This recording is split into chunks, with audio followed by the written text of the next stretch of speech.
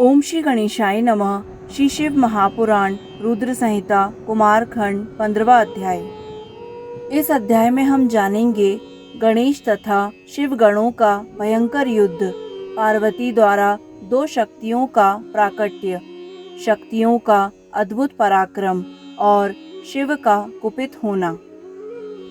ब्रह्मा जी बोले, जब सर्वव्यापक शिव जी ने अपने गणों से इस प्रकार कहा, तब उन्होंने युद्ध का निश्चय कर लिया और कवच आदि धारण कर वे शिव जी के भवन के समीप गए। आए हुए उन श्रेष्ठ गणों को देखकर युद्ध की तैयारी करके गणेश जी भी वहां स्थित गणों से यह कहने लगे। गणेश जी बोले, शिव की आज्ञा का पालन करने वाले आप सब गण आए। मैं अकेला बालक होते हुए भी अपनी माता पार्वती की आज्ञा का पालन करूंगा। तथापि आज देवी पार्वती अपने पुत्र का बल देखें और शंकर अपने गणों का बल देखें। भवानी के पक्ष से इस बालक का तथा शिव के पक्ष से बलवान गणों के बीच आज युद्ध होगा। युद्ध में विशारद आप सभी गण पूर्व काल में अनेक युद्ध कर चुके हैं। मैं तो अभी बालक हूँ, मैंने कभी युद्ध नहीं किया है, किंतु आज युद्ध करूँगा। फिर भी शिव पार्वती के इस युद्ध में हार जाने पर आप सभी को ही लज्जित होना पड़ेगा। बालक होने के कारण मुझे हार या जीत की लाज नहीं है। इस युद्ध का फल भी मेरे विपरीत ही होगा। मेरी तथा आप लोगों की लाज भवानी तथा शंकर की लाज है। हे गणेश्वरों, ऐसा समझकर ही युद्ध कीजिए। आप लोग अपने स्वामी की ओर देखकर तथा मैं अपनी माता की ओर देखकर यह युद्ध करूँगा। यह युद्ध कैसा होगा, इसकी कल्पना नहीं की जा सकती। इसे रोकने में इस त्रिलोकी में कोई भी समर्थ नहीं होगा। जो होनहार है वह भी होकर ही रहेगा। ब्रह्मा जी बोले, जब गणेश ने शिव जी के गणों को इस प्रकार फटकारा, तब वे शिव गण भी हाथों में दंड तथा अन्य आयुध लेकर आ गए। दांत कटकटाते हुए, हुंकार करते हुए और देखो देखो ऐसा बारंबार बोलते हुए वे गण आ गए। सर्वप्रथम नंदी ने आकर गणेश का एक पैर खींचा। उसके बाद दौड़ते हुए भृंगी आकर उसका दूसरा पैर पकड़कर खींचने लगा। जब तक वे दोनों उसके पैर घसीट रहे थे, तब तक उस गणेश ने अपने हाथों से प्रहार कर अपने पैर छुड़ा लिए। इसके बाद देवी पुत्र गणेश्वर ने एक बड़ा परिघ लेकर द्वार पर स्थित हो सभी गणों को मारना आरंभ किया। इससे किन्हीं के हाथ टूट गए, किन्हीं की पीठ फट गई, किन्हीं के सिर फूट गए और किन्हीं के मस्तक कट गए। कुछ गणों के जानू तथा कुछ के कंधे टूटकर अलग हो गए। जो लोग सामने आए उन लोगों के हृदय पर प्रहार किया गया। कुछ पृथ्वी पर गिरे, कुछ ऊर्ध्व दिशा में जा गिरे, कुछ के पैर टूट गए और कुछ शिव जी के समीप जा गिरे। उनमें कोई भी ऐसा गण नहीं था जो संग्राम में गणेश के सामने दिखाई पड़े। जैसे सिंह को देखकर मृग 10 दिशाओं में भाग जाते हैं, उसी प्रकार वे हजारों गण भाग गए और वे गणेश पुनः लौटकर द्वार पर स्थित हो गए। जिस प्रकार कल्पांतर के समय काल भयंकर दिखाई पड़ता है, उसी प्रकार उन सभी ने गणेश्वर को काल के समान प्रलयंकारी देखा। इसी बीच नारद जी से प्रेरित होकर विष्णु, इंद्र सहित सभी देवता वहां पहुंच गए। तब शिव जी की हित कामनाओं से उन लोगों ने शिव को नमस्कार कर उनके आगे खड़े होकर कहा, हे प्रभु, हमें आज्ञा दीजिए।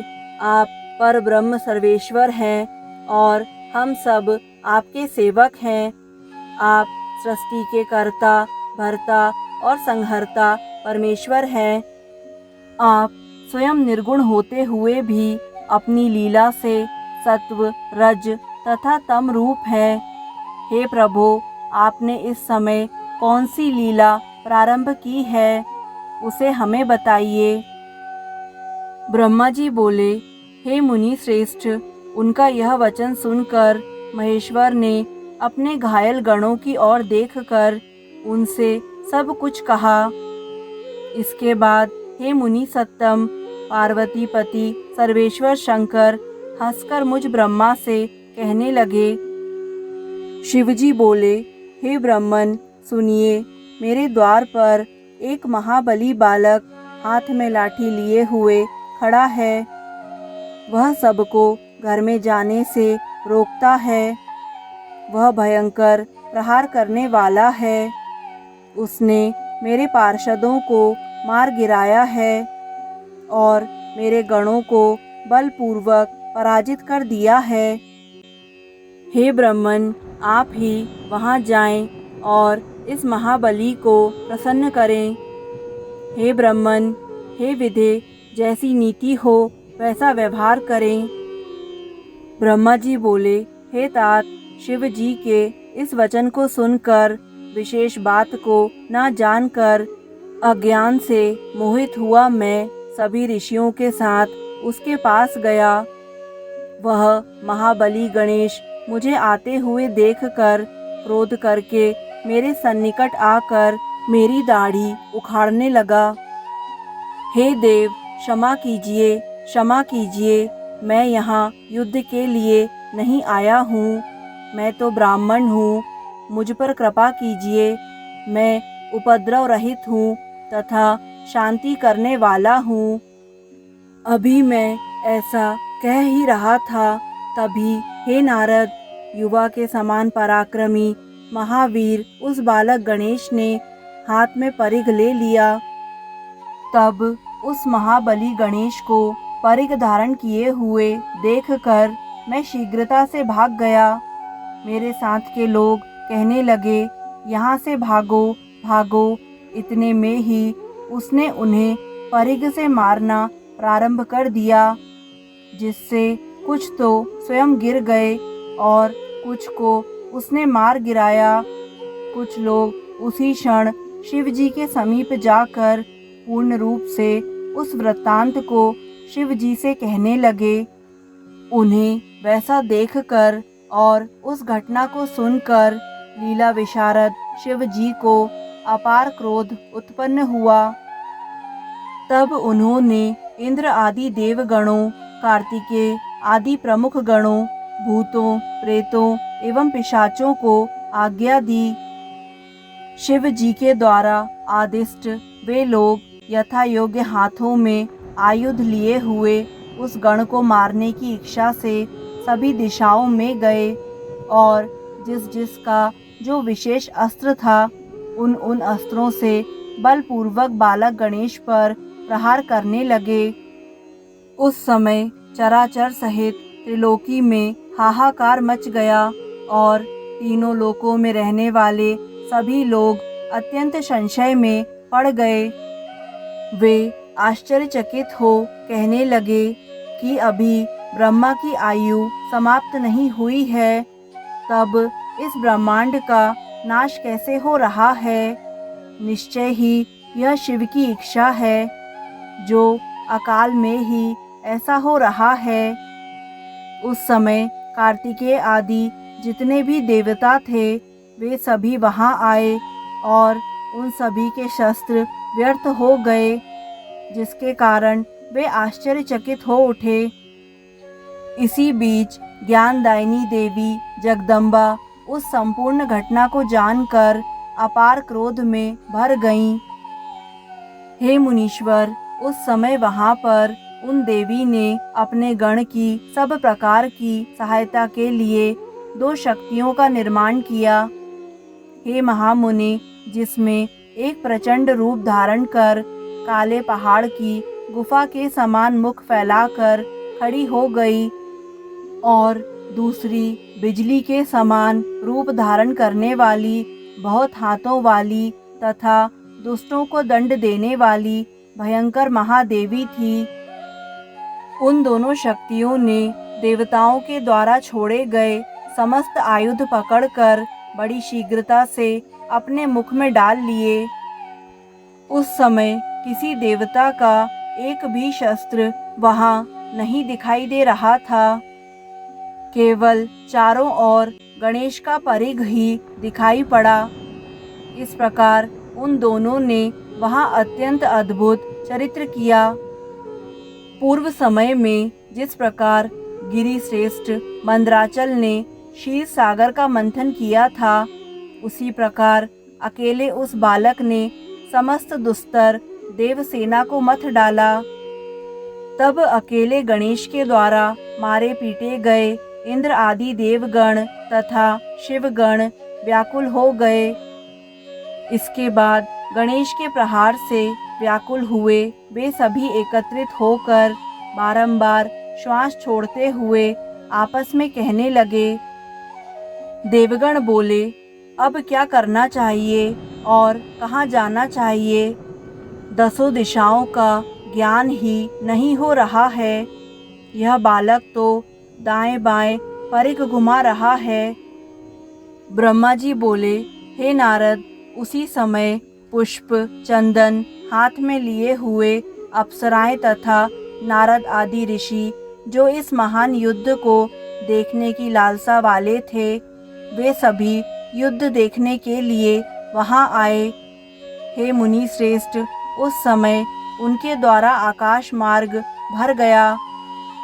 वे अप्सराएं तथा ऋषिगण उस युद्ध को देखकर अत्यंत आश्चर्यचकित हो गए और कहने लगे, इस प्रकार का युद्ध तो कभी भी देखने में नहीं आया।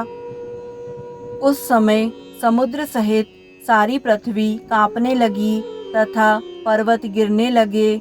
वे संग्राम की सूचना दे रहे थे। आकाश, ग्रह एवं नक्षत्र मंडल घूमने लगे, जिससे सभी व्याकुल हो उठे। सभी देवता तथा गण भाग गए। केवल पराक्रमी तथा महावीर कार्तिकेय ही नहीं भागे और सबको रोककर गणेश के सामने डटे रहे। उन दोनों शक्तियों ने उस युद्ध में सभी को असफल कर दिया और देवताओं के द्वारा चलाए गए सभी शस्त्रों को काट दिया। जो लोग शेष बच गए थे, वे सब शिव जी के समीप आ गए। सभी देवता तथा शिवगण तो भाग ही चुके थे। उन सभी ने मिलकर शिव को बारंबार नमस्कार कर बड़ी शीघ्रता से पूछा, हे प्रभो, यह श्रेष्ठ गण कौन है? हम लोगों ने पहले भी युद्ध का वर्णन सुना था। इस समय भी बहुत से युद्ध देख रहे हैं, किंतु इस प्रकार का युद्ध ना तो कभी देखा गया और ना सुना ही गया। हे देव, अब कुछ विचार कीजिए, अन्यथा जय नहीं हो सकती है। हे स्वामिन, आप ही इस ब्रह्मांड के रक्षक हैं, इसमें संदेह नहीं है। ब्रह्मा जी बोले। उनका यह वचन सुनकर परम क्रोधी रुद्र कोप करके अपने गणों सहित वहां गए।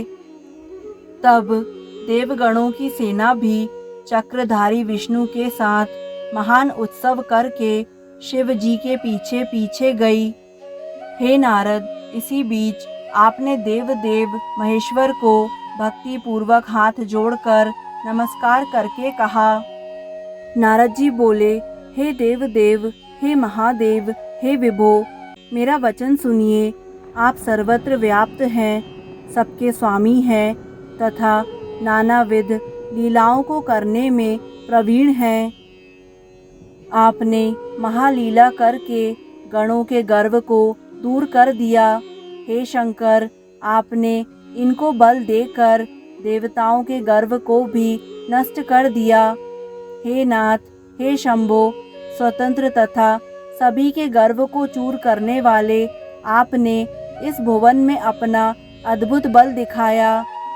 हे भक्तवत्सल, अब आप उस लीला को मत कीजिए और अपने इन गणों का तथा देवताओं का सम्मान करके इनकी रक्षा कीजिए। हे ब्रह्म पददायक, अब इन्हें अधिक मत खिलाइए और इन गणेश का वध कीजिए। हे नारद, इस प्रकार कहकर आप वहाँ से अंतर्ध्यान हो गए। इस प्रकार श्री शिव महापुराण के अंतर्गत द्वितीय रुद्र संहिता के चतुर्थ कुमार खंड में गणेश युद्ध वर्णन नामक 15वां अध्याय पूर्ण हुआ।